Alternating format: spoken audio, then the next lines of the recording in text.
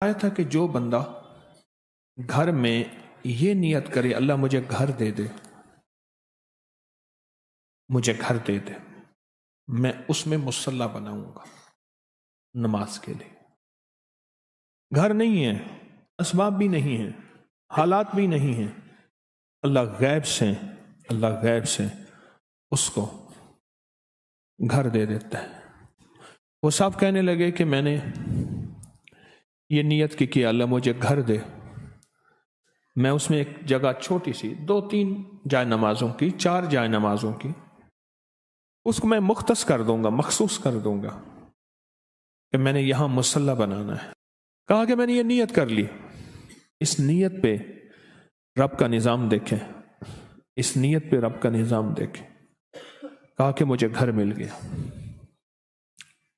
پھر ایک عجیب بات اور کہی، یہ کہا کہ میں نے آپ سے درس میں سنا تھا کہ یا اللہ مجھے گھر دے، میں مہمانوں کی نیت کرتا ہوں، مجھے گھر دے، مہمانوں کی نیت کرتا ہوں۔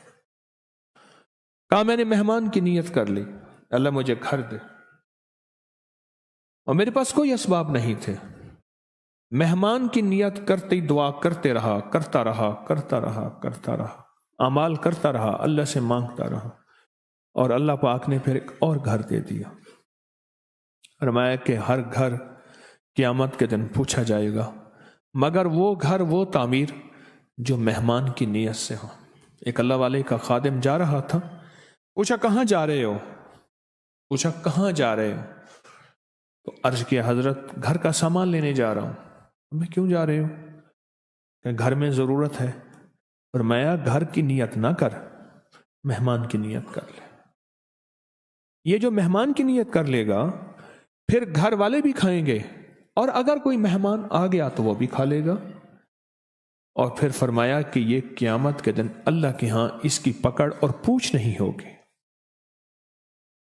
پھر ایک اور نے ایک بات بتائی، میں یہ چھوٹے چھوٹے عطا کے بہانے بتا رہا ہوں اس کریم کے، اس کے دینے کے بہانے ہیں کہ بندہ ایسے تھوڑی سی نیت کر لے، تھوڑا سا خیال کر لے، تھوڑا سا گمان کر لے، تھوڑی سی نیت کر لے۔ اب ایک اور سن لیں۔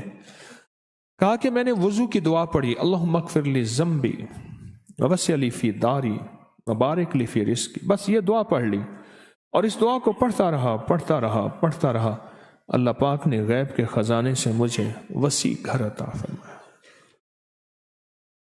اس شہنشاہ کے دینے کے بہانے ہیں، تو جب وہ دینے پہ تیار ہے تو ان چھوٹی چھوٹی چیزوں کے ذریعے اس کریم کی رحمت کو متوجہ کریں، اس کریم کے فضل کو متوجہ کریں، اور اس کے کرم کو متوجہ کریں۔